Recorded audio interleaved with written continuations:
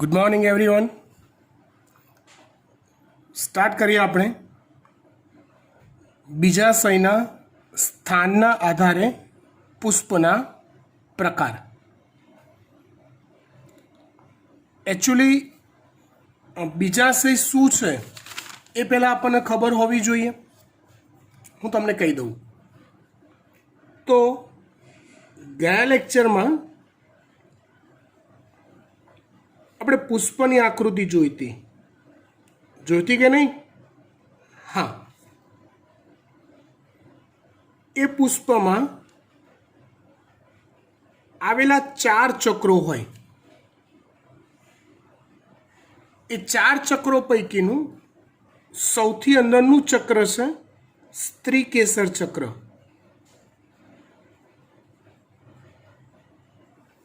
એ 4 ચક્રો પૈકી સૌથી અંદરનું ચક્ર છે સ્ત્રી કેસર ચક્ર. સ્ત્રી કેસર ચક્રમાં 3 ભાગ પડે. સૌથી ઉપરનો જે આ ભાગ છે એને પરાગાસન કહેવાય. આ જે દાંડી છે વચ્ચેની એને પરાગવાહિની કહેવાય. સૌથી નીચેનો આ ભાગ જે છે ફૂલેલો એને બીજાશય કહેવાય. આપણે આની વાત કરીએ છીએ. હવે જો ગયો લેક્ચર તમે ધ્યાનથી સમજ્યા હો, ભણ્યા હો, તો એક વાત આવતી હતી. શું આવતી હતી? તો કે પુષ્પના ચક્રો, વજ્ર ચક્ર, દલ ચક્ર, પુકેસર ચક્ર, સ્ત્રી કેસર ચક્ર, આવા ચક્રો હોય. તો આ પુષ્પના ચક્રો એ પુષ્પાસન પર સ્થાપિત હોય છે. પુષ્પાસન એટલે શું? તો યાદ કરો, ઓલી પુષ્પનું દાંડી જેને આપણે પુષ્પદંડ કહીએ, અને પુષ્પદંડની ઉપર આવેલો ફૂલેલો ભાગ આ છે પુષ્પદંડ, અને આ છે પુષ્પાસન. તો આ પુષ્પાસન પર પુષ્પના 4 ચક્રો સ્થાપિત હોય માટેનું નામ છે પુષ્પ આસન.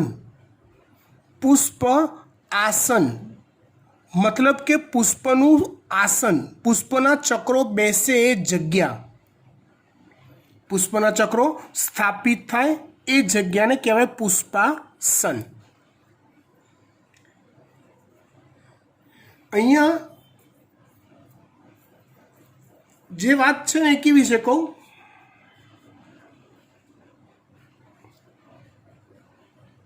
કે બીજાશય નું સ્થાન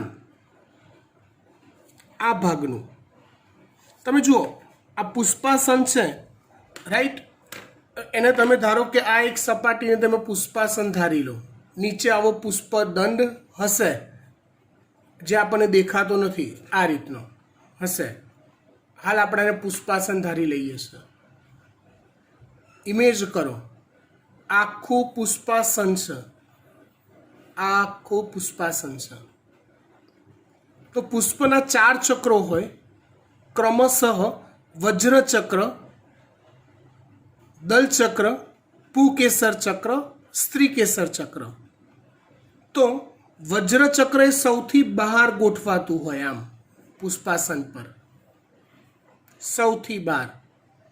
એની અંદર દલ ચક્ર હોય, એની અંદર પુકેસર ચક્ર, અને સૌથી સેન્ટરમાં ગોઠવાય સ્ત્રી કેસર ચક્ર. તમે જોઈ લો, પુષ્પ તમે ઇમેજ કરી લો જાતે, અથવા કોઈ પુષ્પ તમારા હાથમાં આવે તો લઈ લો અને જુઓ. એના પુષ્પાસન પર સૌથી સેન્ટરમાં સ્ત્રી કેસર ચક્ર હોય, એની ફરતે પુકેસર, એની ફરતે દલ ચક્ર, અને સૌથી બહાર વજ્ર ચક્ર હોય. તો બીજાશયનું સ્થાન અને પુષ્પના અન્ય ચક્રો ની ગોઠવણને આધારે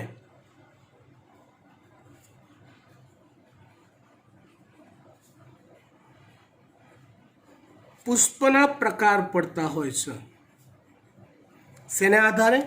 બીજાશયનું સ્થાન અને બાકીના ચક્રો એટલે પુકેસર, દલચક્ર, વજ્રચક્ર.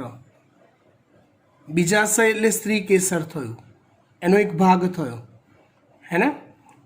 તો આ બીજાશયનું સ્થાન અને બાકીના ભાગોની સરખામણી એ કઈ જગ્યાએ છે બીજાશયની સાપેક્ષે, એને આધારે પુષ્પના પ્રકાર પડે છે. ઓકે, જો એક પ્રકાર છે પુષ્પનો અધોજાયી પુષ્પ.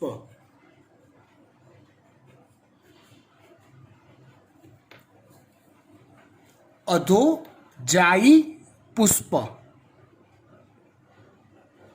જો તમને સમજાવું, અહીંયા અધોનો અર્થ છે નીચે, જાઈ એટલે જતું હોય તેવું. એટલે સ્ત્રી કેસર સૌથી સેન્ટરમાં હોય, જે સૌથી ઉપર ગોઠવાયેલું હોય, સૌથી ઉપર, અને બાકીના ચક્રો ક્રમશઃ નીચેના સ્તરોમાં ગોઠવાતા જતા હોય. આમાં એવું હોય કે દાખલા તરીકે હું તમને સમજાવું.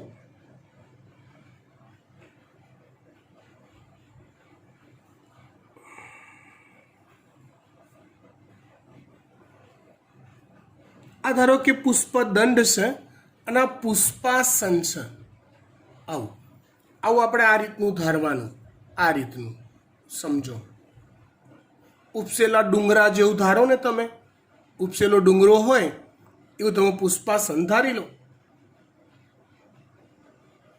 બરાબર, જેને ઘુમ્મટ આકાર કહેવાય.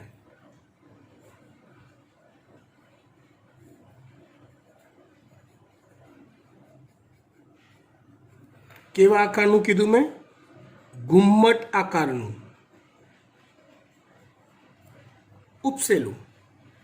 તો સ્ત્રી કેસર બરાબર સેન્ટરમાં ગોઠવાતું હોય, તો અહીંયા ગોઠવાયું સ્ત્રી કેસર અને એનું બીજાશય સૌથી સેન્ટરમાં.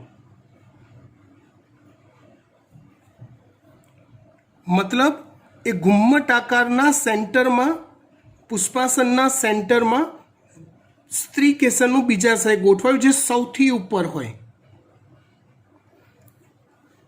આમ ધારો તો અહીંયા સૌથી ઉપર આ જગ્યાએ ગોઠવાય બીજાશય. બાકીની સપાટી ક્રમશઃ ઢળતી છે, એટલે ધારો કે પુકેસર ગોઠવાય,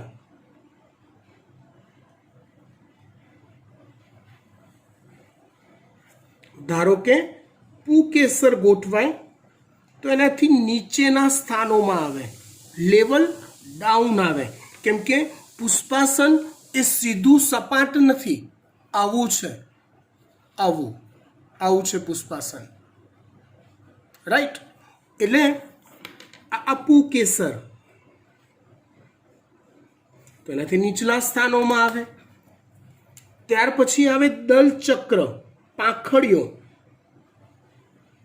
તો એનાથી બી નીચેના સ્થાનમાં આવે.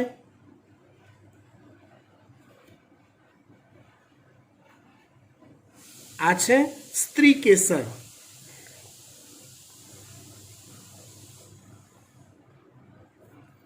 આ છે બીજાશય. આ છે પુકેસર.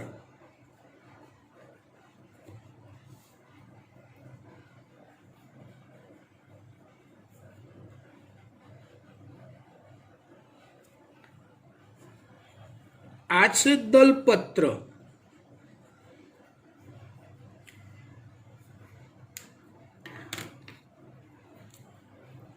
તો વજ્રચક્ર એનાથી પણ નીચે આવે.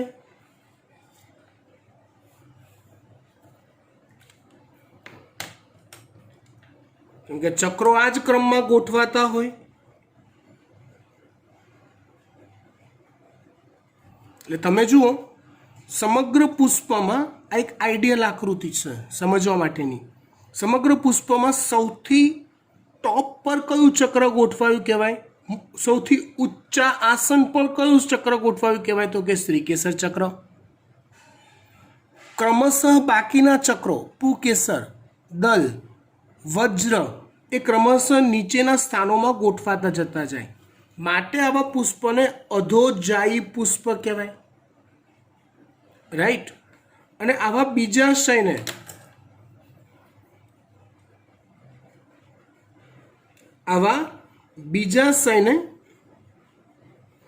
ઉચ્ચસ્થ બીજાશય કહેવાય. કેમ કે બીજાશય સૌથી ઉપર ગોઠવાયેલું છે. ખબર પડી ગઈ વાત? ડન. ઇન શોર્ટ, અધોજાયી પુષ્પ માટે હું આટલી વાત યાદ રાખું.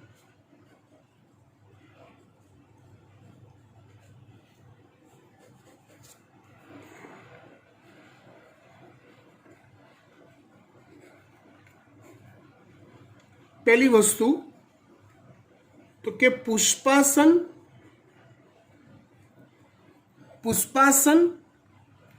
ઘુમ્મટ આકારનું.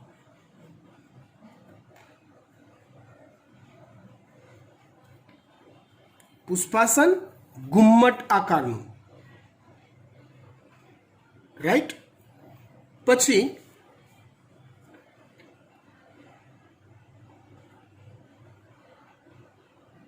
બીજાશય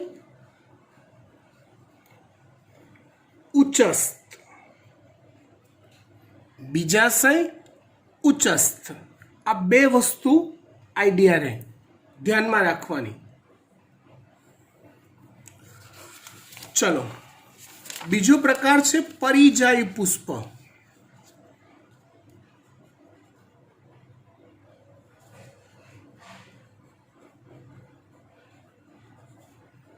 પરિજાયી પુષ્પ. પરી એટલે અહીંયા ઓલી ડ્રીમ ગર્લ, પરી, એન્જલ એની વાત થતી નથી. એક શબ્દ તમે શીખેલા છો, પર્યાવરણ, જેનું ટિપિકલ મતલબ થાય આસપાસનું આવરણ. તો અહીંયા પરીનો અર્થ થાય છે આસપાસ. પરીનો અર્થ થાય છે આસપાસ. અને જાઈ એટલે જોવા મળતું. જાઈ જોવા મળતું. વાંચો એટલે અર્થ ખબર પડી ગઈ તમને. શું થતું હશે? તો બીજાશય એટલે કે સ્ત્રીકેસર અને પુષ્પના બાકીના ચક્રો એ એક જ સમતલથી આસપાસથી ઉદ્ભવતા હશે. આના જેવું નહીં હોય કે એક ઉપરથી બાકીના બધા નીચેથી ક્રમશઃ ઉદ્ભવતા હોય. તો અધોજાયી કીધું કેમ કે બધા નીચેથી ઉદ્ભવતા જાય છે. આને પરિજાયી કહીએ છીએ. તો આમાં કેવું હશે? તો કે પુષ્પાસન જે હશે ને એ આવું હશે, ચપટું બિંબ આકારનું. સ્ત્રીકેસર સેન્ટરમાં ગોઠવાય.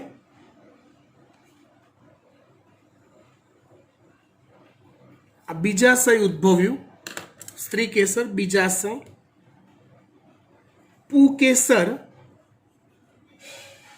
એની જ પાસેથી ઉદ્ભવતું હોય.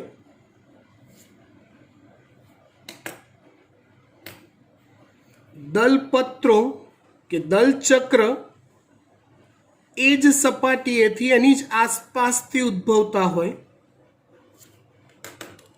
અને વજ્રચક્ર સૌથી બહારથી ઉદ્ભવતું હોય. આ રીતે. તો બી બધા લગભગ એક સમાન સપાટીએથી સર્જાતા હોય એને કહેવાય પરિજાયી પુષ્પ. શું કહેવાય? પરિજાયી પુષ્પ. હવે જો અમે કલર કોમ્બિનેશન આમાં જે રાખ્યા છે ને એ જ આમાં રાખ્યા છે. એટલે બ્લેક કલરનું સ્ત્રી કેસર, રેડ પુકેસર, બ્લુ દલચક્ર અને ગ્રીન વજ્રચક્ર, બ્લેક પુષ્પાસન. તો પરિજાયી પુષ્પમાં કેવું યાદ રાખવાનું? તો કે એમાં પુષ્પાસન ચપટું હોય એટલે કે બિંબ આકારનું હોય, તકતી જેવું. એનું બીજાશય તો કે અર્ધ અધસ્થ હોય, મતલબ અડધું પુષ્પાસનમાં ખૂંપેલું હોય. આમાં બીજાશય પૂરું ટોચ પર હોય, આમાં અડધું અંદર અડધું બહાર હોય, અને બાકીના જે યુનિટ્સ છે એ બીજાશયની કે સ્ત્રી કેસરની આસપાસ જ ગોઠવાયેલા હોય ઉદ્ભવ સ્થાને. તો એને પરિજાયી પુષ્પ કહેવાય. ડન. એવો ત્રીજો પ્રકાર છે ઉપરીજાયી પુષ્પ. ઉપરી એટલે ઉપર,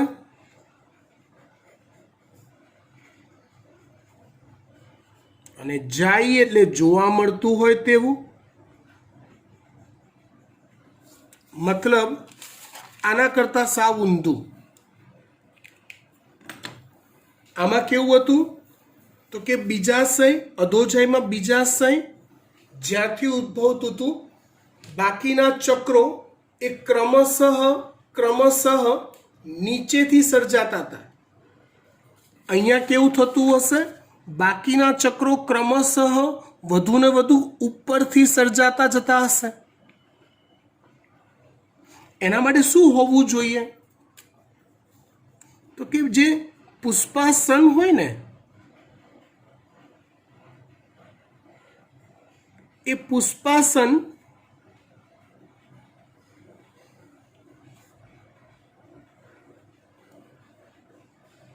આવું કપ આકારનું હોય.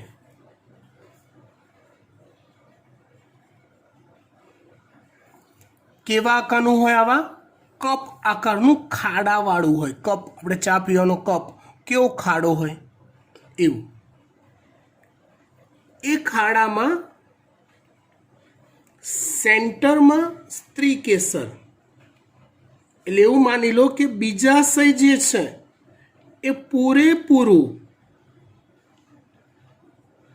પુષ્પાસનથી આવૃત હોય.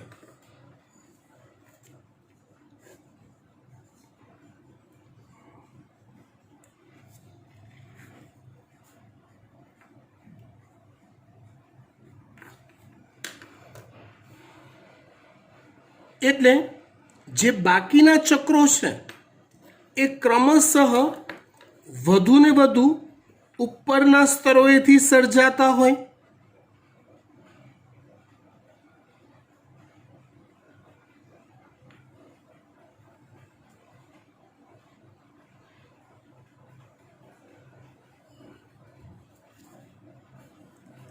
કોના કરતા ઉપર? તો કે બીજાશય કરતા ઉપરથી સર્જાતા હોય.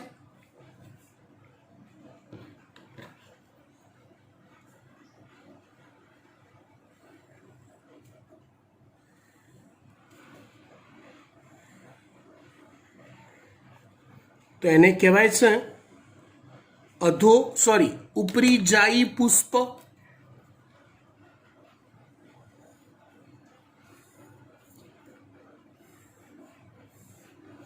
આ રીતે, બરાબર. એટલે વાત કરીએ આપણે ઉપરીજાયી પુષ્પની, તો એમાં બે વસ્તુ યાદ રાખવાની.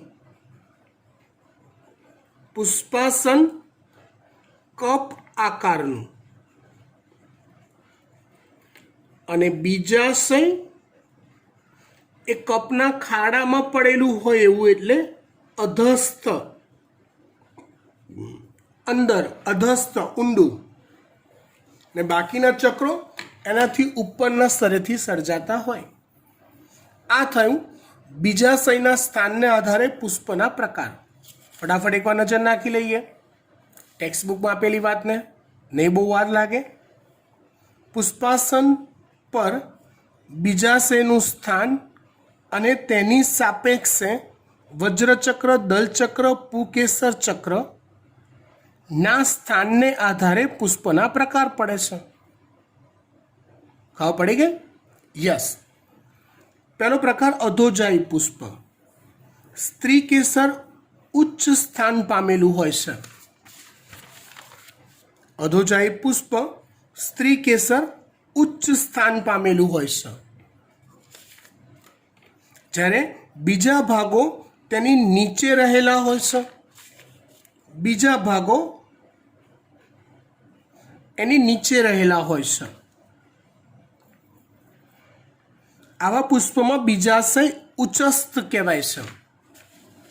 બીજાશય સૌથી ઉપર એટલે ઉચ્ચસ્થ કહેવાય છે. ઉદાહરણ છે રાઈ, જાસૂદ અને રીંગણ. ઉદાહરણ કયા છે? રાઈ, જાસૂદ અને રીંગણ. પરિજાયી પુષ્પ. કયું પુષ્પ? પરિજાયી પુષ્પ. તો જો સ્ત્રી કેસર મધ્યમાન સ્થાને સેન્ટરમાં અને પુષ્પના બીજા ભાગો પણ પુષ્પાસન પર એ જ સ્તરે કે ઊંચાઈએ સ્થાન પામેલા હોય તો તેને પરિજાયી પુષ્પ કહે છે. આવું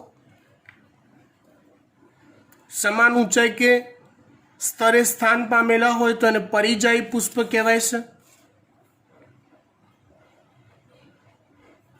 આવા પુષ્પમાં બીજાશય અર્ધ અધસ્થ કહેવાય. આવા પુષ્પમાં બીજાશય કેવા કહેવાય? અર્ધ અધસ્થ કહેવાય. દાખલા તરીકે જરદાળુ, ગુલાબ, આલુ વૃક્ષ. આલુ વૃક્ષ એટલે બટાકાનું ઝાડ નહીં હો, પ્લીઝ. બટાકાનું ક્યારે ઝાડ ના હોય, પ્લીઝ. ગપ્પા ના મારશો, મહેરબાની કરજો. વિચારતા નહીં, એવું વિચારતા બી નહીં બટાકાનું ઝાડ. હા, આ બીજું છે. ત્યાર પછી ઉપરીજાયુ પુષ્પ. પુષ્પાસન ઉપર તરફ વિકાસ પામેલું, સંપૂર્ણ રીતે બીજાશયને ઘેરતું અને તેની સાથે જોડાયેલું હોય છે. પુષ્પાસન એ ઉપરની તરફ આમ વિકસેલું હોય આ રીતે.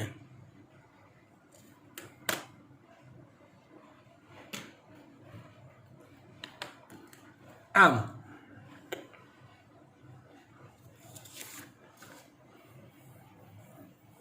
અને સંપૂર્ણ રીતે બીજાશયને ઘેરતું અને તેની સાથે જોડાયેલું હોય છે. અન્ય ભાગો બીજાશયથી ઉપરના ભાગેથી વિકાસ પામે છે. આવા પુષ્પમાં બીજાશય અધસ્થ કહેવાય છે. જામફળ, કાકડી, સૂર્યમુખીના કિરણ પુષ્પક. આ સમજાવવું પડશે. આપણે બધાએ સૂર્યમુખી જોયેલું છે, રિયલમાં નહીં તો ચિત્રમાં.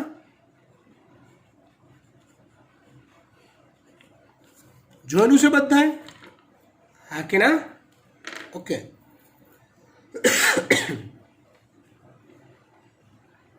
તો સૂર્યમુખીમાં છે ને કંઈક આવું હોય,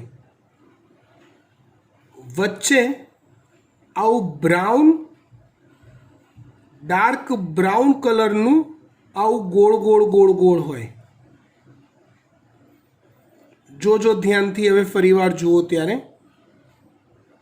એનું સેન્ટરમાં ડાર્ક બ્રાઉન કલરનું આવું ગોળ ગોળ યુનિટ હોય. આવા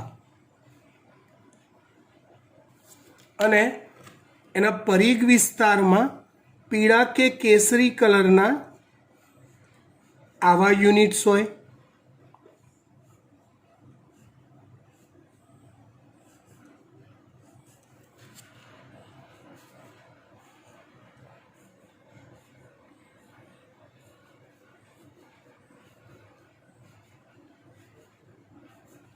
આવા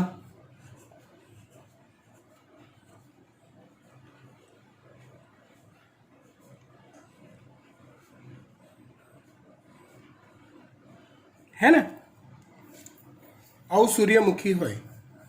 આપણે સૂર્યમુખીને એક ફૂલ તરીકે લઈએ છીએ, પણ એકચ્યુઅલી વાસ્તવિકતામાં સૂર્યમુખી એ બહુ બધા ફૂલ ભેગા મળીને આ એક ફૂલ બનાવે છે. આગળ નીટમાં ભણવાનું આવશે આના વિશે.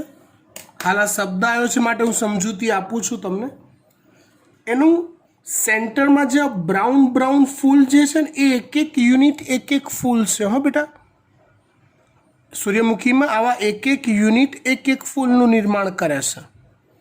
તો એ સેન્ટરમાં જે બ્રાઉન બ્રાઉન ગોળ ગોળ ભાગ છે ને એને બિંબ પુષ્પક કહેવાય છે, અને પરિઘ તરફના ઓરેન્જ કલરના જે ભાગ છે એને કિરણ પુષ્પક કહેવાય છે. તો અહીંયા જે વાત કરી છે એ સૂર્યમુખીના કિરણ પુષ્પકની વાત કરી છે. એ ઉપરી જાય પુષ્પનું ઉદાહરણ છે. ઓકે, ચાલો આગળ વધીએ નેક્સ્ટ પોઈન્ટ પર.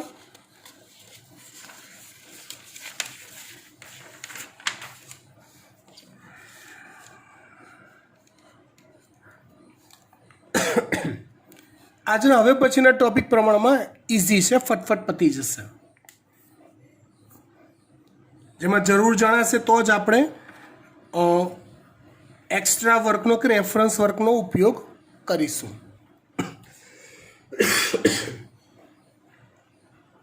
દરેક પુષ્પ સામાન્ય રીતે 4 ચક્ર ધરાવે છે. વજ્રચક્ર, દલચક્ર, પુકેસર ચક્ર, સ્ત્રીકેસર ચક્ર. આવડી ગયું, મારે કંઈ સમજાવવાનું નથી આમાં.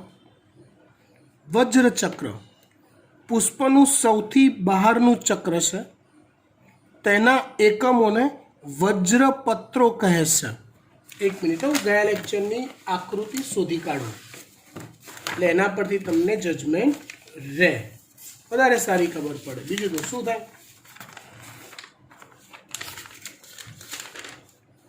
યસ, આ રહ્યું. જો સૌથી બહારનું જે યુનિટ છે 4 ચક્રોમાં આ રહ્યું, એને વજ્રચક્ર કહેવાય છે. એ વજ્રચક્રના એક એક યુનિટને વજ્રપત્ર કહેવાય. તેના એકમોને વજ્રપત્ર કહે છે. સામાન્ય રીતે વજ્રપત્રો લીલા રંગના હોય, પર્ણ જેવા હોય, પણ માઇન્ડ ઇટ શું માઇન્ડ ઇટ કહું. વજ્રપત્ર લીલા રંગના હોય, પર્ણ જેવા હોય, પરંતુ તે હરિત દ્રવ્ય નથી ધરાવતા, ક્લોરોફિલ નથી ધરાવતા. આથી તે પ્રકાશ સંશ્લેષણ નથી કરતા. અહીંયા તો આપણને લખીને આપી દીધું લીલા રંગના છે અને પર્ણ જેવા છે, એટલે આપણે શું કહીએ? આ પાર્ટી પ્રકાશ સંશ્લેષણ કરે છે? ના, નથી કરતી. બરાબર, ઓકે.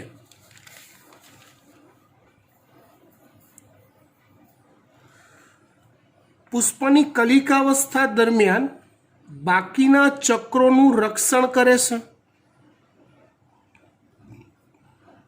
કેવી રીતે સમજાવું? જો આ રચનાને ધ્યાનથી જુઓ તો તમે આ રચનાને કળી કહેશો. થોડાક સમય પછી આમાંથી પુષ્પનું નિર્માણ થશે, રાઈટ? તો પુષ્પના બાકીના ચક્રો, દલચક્ર, પુકેસર, શ્રીકેસર બધા અંદર છે, અંદર વિકસી રહ્યા છે. અત્યારે વજ્રચક્રએ એ બધાને પોતાનાથી ઢાંકી દીધું છે. એટલે કલિકાવસ્થા છે આ, જેમાં પુષ્પના બાકીના ચક્રોનું રક્ષણ કરે છે. ડન. ઓકે.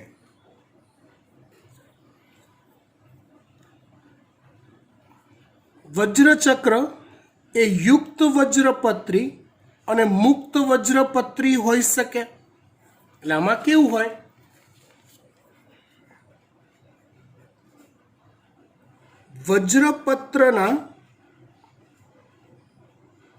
વજ્રપત્ર એકબીજા સાથે કિનારીએથી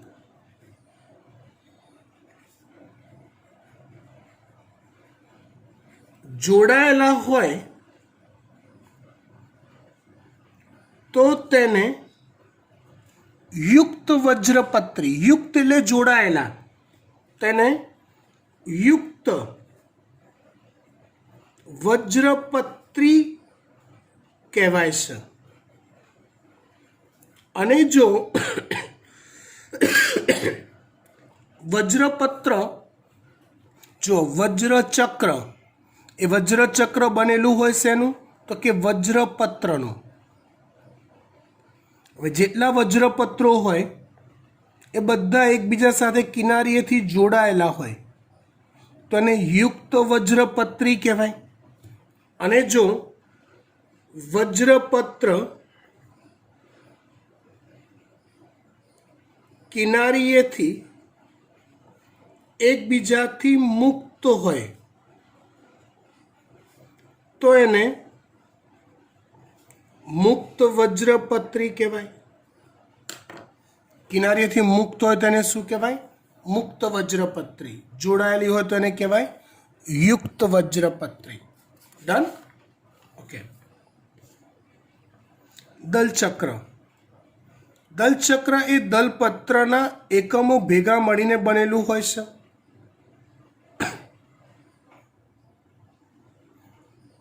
દલપત્ર એટલે પાંખડીઓ.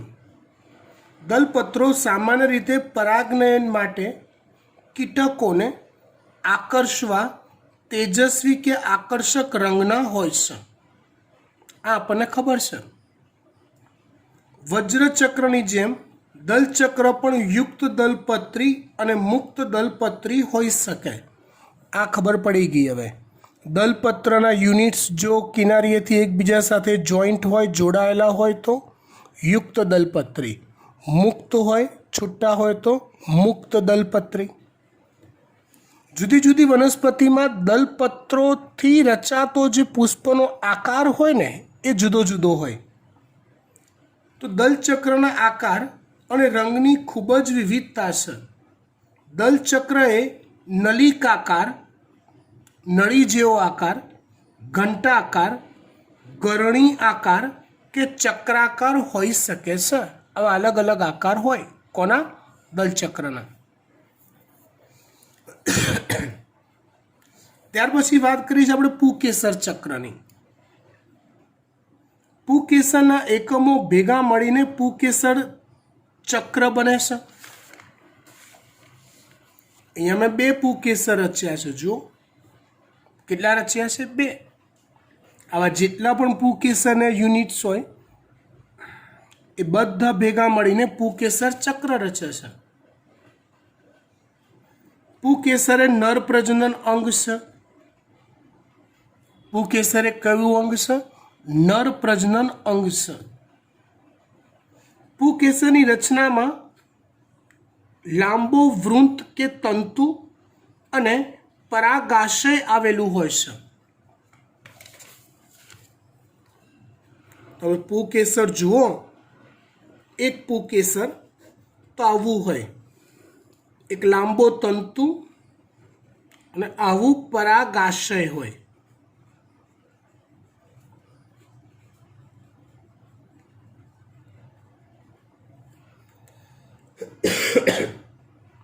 પરાગાશય તમે જુઓ ને તો આવો બે ખંડમાં વહેંચાયેલું હોય. એનો આડો છેદ લો ને તો પરાગાશયનો આડો છેદ કંઈક આવો હોય.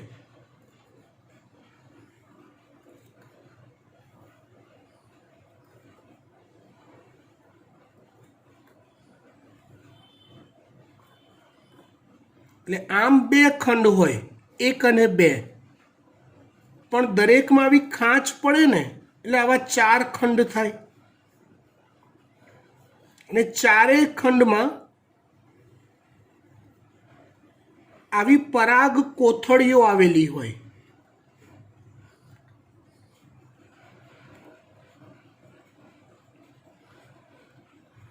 જ્યાં પરાગરજ એટલે કે નર પ્રજનન કોષનું નિર્માણ થાય. એટલે એક પરાગાશય લો, તેના બે ખંડ,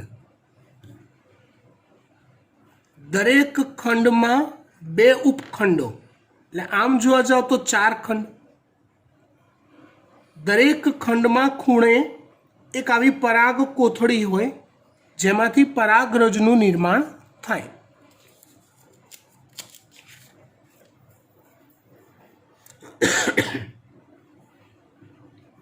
દરેક પરાગાશય સામાન્યતઃ દ્વિખંડી હોય છે અને દરેક ખંડ બે કોતર કે બે પરાગ કોથળી ધરાવે છે. પરાગરજ પરાગ કોથળીમાં ઉદ્ભવે છે.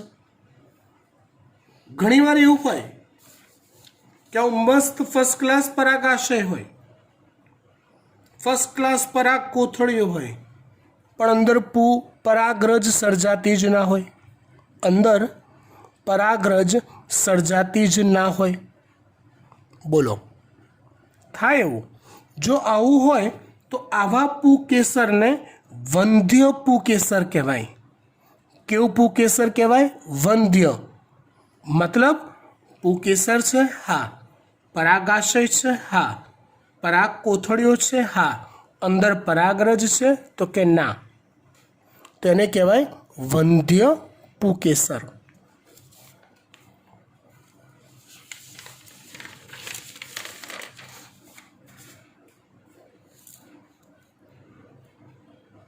ત્યાર પછી વાત કરીએ કે જો પુકેસર દલપત્ર સાથે જોડાયેલ હોય ત્યારે તેને દલ લગ્ન પુકેસર કહે છે. ઘણીવાર એવું બને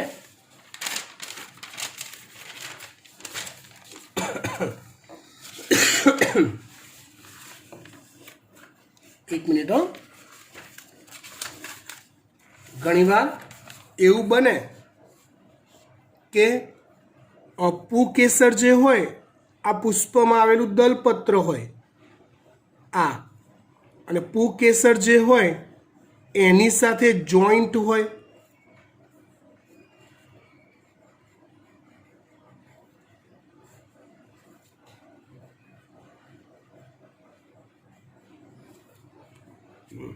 તો દલપત્ર સાથે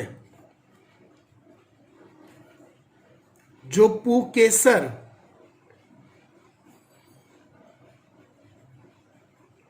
જોડાયેલું હોય તો તેને શું કહેવાય? તો એને દલ લગ્ન. દલ એટલે દલપત્રો, લગ્ન એટલે જોડાયેલું, લગ્ન એટલે જોડાયેલું પુકેસર કહેવાય છે. હવે પુકેસર ક્યારેક એવું હોય કોઈ પુષ્પમાં પરિપુષ્પ જોવા મળે. પરિપુષ્પ એટલે શું? યાદ કરો, ગયા લેક્ચરમાં કીધું હતું, વજ્રપત્ર અને દલપત્ર સમાન હોય, એક જ હોય, અલગ અલગ ના હોય. અને જો પુકેસર એ પરિપુષ્પ સાથે જોડાયેલું હોય તો એને પરિપુષ્પ લગ્ન અથવા પરિલગ્ન પુકેસર કહે છે. દાખલા તરીકે લીલી. હવે ચોપડીમાં લીલી આપ્યું છે ને, એટલે હકીકતમાં એ છે લીલિએસી. આ એક કુળ છે વનસ્પતિનું. આ લીલિએસી કુળની જે વનસ્પતિઓ હોય, ડુંગળી છે, એલોવેરા છે, એ આ કુળની વનસ્પતિઓ છે. ડુંગળી, એલોવેરા આ જૂથની છે, લીલિએસી કુળની છે. બરાબર? તો એની અંદર જે પુષ્પ સર્જાય એ પરિપુષ્પ હોય અને દલ પરિપુષ્પ સાથે પુકેસર જોડાયેલા હોય એટલે પરિલગ્ન પુકેસર જોવા મળે.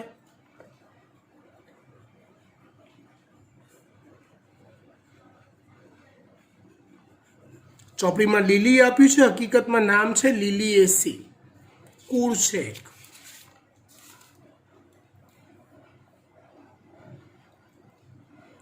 ચલો, હવે જેટલા પણ પુકેસર હોય જે બધા એકબીજાથી છૂટા છૂટા હોય તો એને મુક્ત પુકેસરી કહેવાય, અને જો જોડાયેલા હોય તો એને યુક્ત પુકેસરી કહેવાય.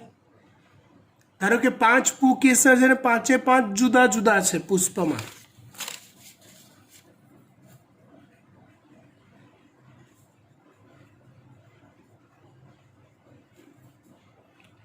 આવા 5 પુકેસર છે,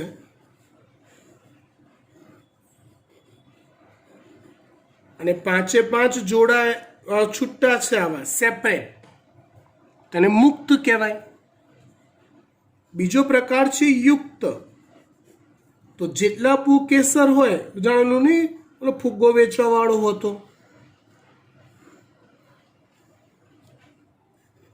તો હોય 5 પુકેસર, ધારો કે બધા એકબીજા સાથે જોડાયેલા હોય તો એને યુક્ત કહેવાય. ખબર પડી ગઈ? યુક્તમાં બી પાછા પ્રકાર પડે છે. એક જ જૂથમાં હોય આવા તો એને એક ગુચ્છી કહેવાય. આ એક ગુચ્છી કહેવાય. જાસૂદમાં આવું હોય.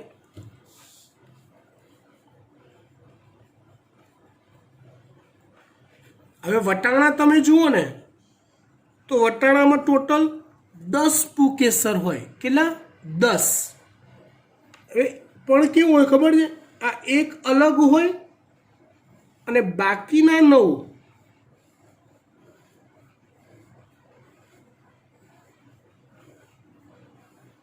જોડાયેલા હોય ગુચ્છમાં આવા. તો કહેવાય શું? 2 જૂથમાં વહેંચેલા કહેવાય. ટોટલ 10 છે, 9નું એક જૂથ, એક અલગ છૂટું, તો આને દ્વિગુચ્છી કહેવાય. અને આવા 2 કરતાં વધુ ગુચ્છ હોય, મતલબ ધારો કે 10 ફુગ્ગા છે, 3 3 3 1, 4 4 2, તો એને બહુગુચ્છી કહેવાય. આ રીતે એક જ પુષ્પમાં આવેલા પુકેસર આવા અલગ અલગ ગુચ્છમાં વહેંચાયેલા હોય, જૂથમાં વહેંચાયેલા હોય તો એને બહુગુચ્છી કહેવાય.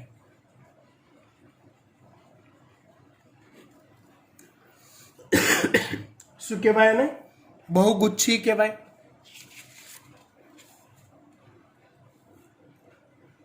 આવું લીંબુમાં હોય છે.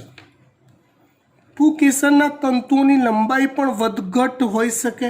રાઈમાં કે સાલ્વિયામાં આવું હોય, મતલબ એક જ પુષ્પમાં કોઈક પુકેસર ઊંચો હોય, કોઈક પુકેસર નીચો હોય, અપ ડાઉન હાઈટ હોઈ શકે. એવું શેના લીધે હોય? તો કે ઓલા તંતુના લીધે. તંતુ લાંબો હોય તે પુકેસર ઊંચું હોય, તંતુ ટૂંકો હોય તે પુકેસર નીચું હોય. ડન? ફાઇન. ત્યાર પછી વાત કરી છે આપણે સ્ત્રીકેસર ચક્રની. સ્ત્રીકેસર ચક્ર તે માદા પ્રજનન તંત્રનો ભાગ છે. તેના એક એકમને સ્ત્રીકેસર કહે છે. તેના એક એકમને સ્ત્રીકેસર કહે છે. સ્ત્રીકેસર એ 3 ભાગો ધરાવે છે. મેં હમણાં આજે જ લેક્ચરમાં શરૂઆતમાં સમજાયું. એ 3 ભાગો કયા 3 ભાગ કહેવાય? પરાગાસન, પરાગવાહિની અને બીજાશય.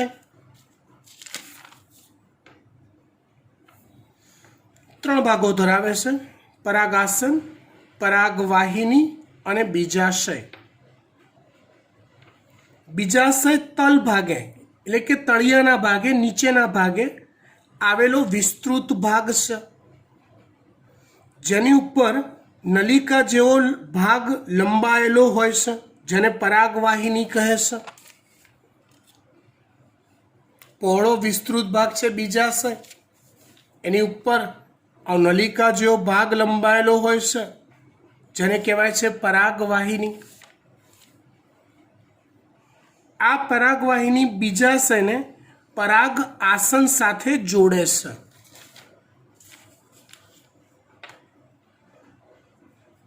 જો આમાં કેવું છે કહું, પુષ્પના પુકેસરની પરાગરજ, આની પરાગરજ એ પરાગાસન પર બેસશે, અને જે ફલન ક્રિયા થાય ને, નર અને માદા પ્રજનન કોષની ફલન ક્રિયા એ બીજાશયમાં થાય.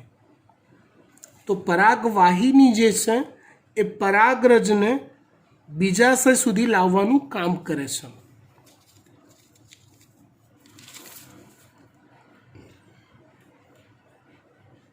પરાગાસન પરાગવાહિનીની ટોચ પર હોય છે. તે પરાગરજ માટેની ગ્રાહી સપાટી ધરાવે છે. મતલબ આ જે પરાગાસન હોય ને, આ એ કાં તો ચીકણું હોય, કાં તો રોમ અથવા વાળ જેવી સપાટી ધરાવતું હોય. ઇન શોર્ટ એવું હોય કે પરાગરજ એના સંપર્કમાં આવે તો ભરો વહી જાય, ઉડીને બહાર જતી રહે નહીં, એવી આની ખાડા ટેકરાવાળી ઉબડ ખાબડ ચીકણી કે રોમવાળી સપાટી હોય. કોની? પરાગાસનની.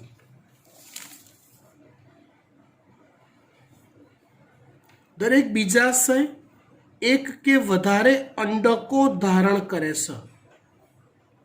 બીજાશયમાં અંડક આવેલા હોય, બીજાશયમાં અંડક આવેલા હોય. એ અંડકો કેવા હોય એ આપણે નેક્સ્ટ લેક્ચરમાં જોવાના જ છીએ. પણ ધારો કે હું આ બીજાશયને ઝૂમ કરીને બતાવું છું.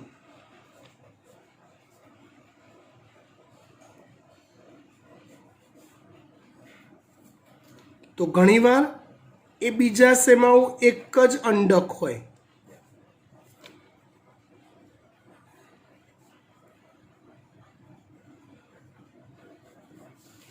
ચલો, ઘણીવાર આવું બીજાશય હોય.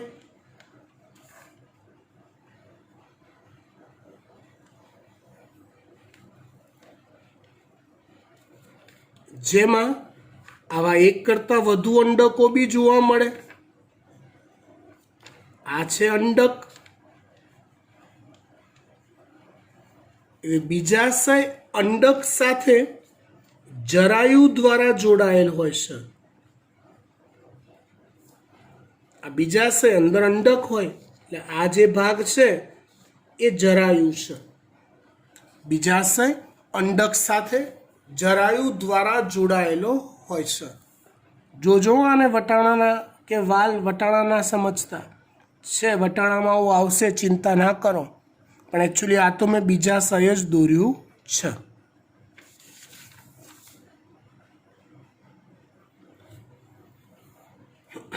દરેક બીજાશય એક કે વધારે અંડકો ધારણ કરે છે. એટલે બીજાશયમાં અંડક હોય, એક હોય કાં તો એક કરતાં વધારે હોય. જે સપાટ ગાદી જેવા જરાયુથી જોડાયેલ હોય છે. બીજાશય અંડક સાથે જરાયુ દ્વારા જોડાયેલ હોય છે. જ્યારે પુષ્પમાં એક કરતાં વધુ સ્ત્રી કેસર હાજર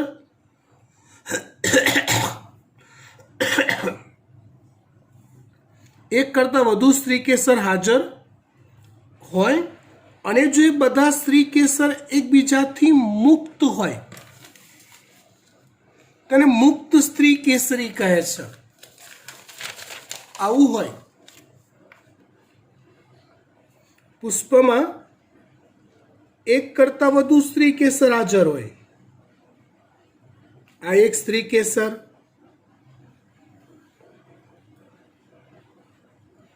આ બીજું સ્ત્રી કેસર,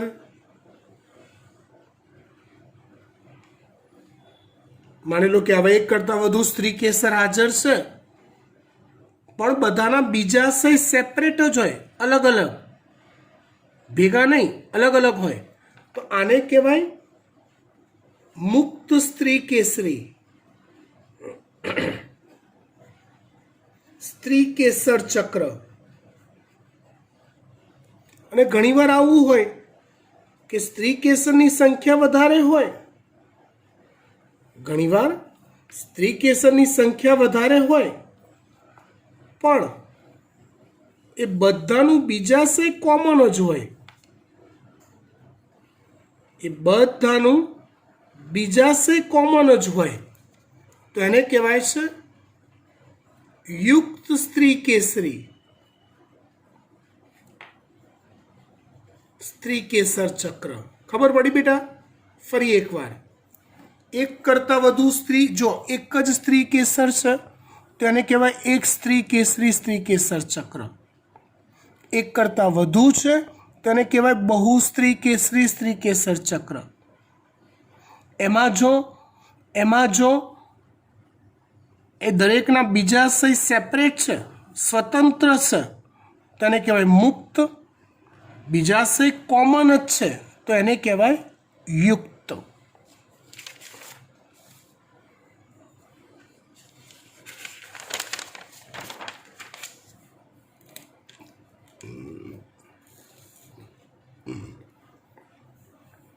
એટલે જો એક કરતાં વધુ સ્ત્રી કેસર હોય અને એકબીજા સાથે જોડાયેલા હોય તો તેને યુક્ત સ્ત્રી કેસરી કહે છે. મુક્ત સ્ત્રી કેસરીનું ઉદાહરણ છે કમળ, ગુલાબ. યુક્તનું છે રાઈ, ટામેટા. ફલન બાદ અંડક બીજમાં વિકસે છે અને બીજાશય પરિપક્વ થઈ ફળમાં પરિણમે છે. ફલન થઈ જાય પછી આ જે અંડક હોય, અંડક એમાંથી બીજ બની જાય અને જે બીજાશય છે એમાંથી ફળ બની જાય. એટલે ફલન થયા બાદ આ જેટલા અંડકો છે એ બીજમાં પરિણમે અને બીજાશય જે છે એ ફળમાં પરિણમે. સમજી ગયા? ડન. આટલે સુધી રાખીએ છીએ.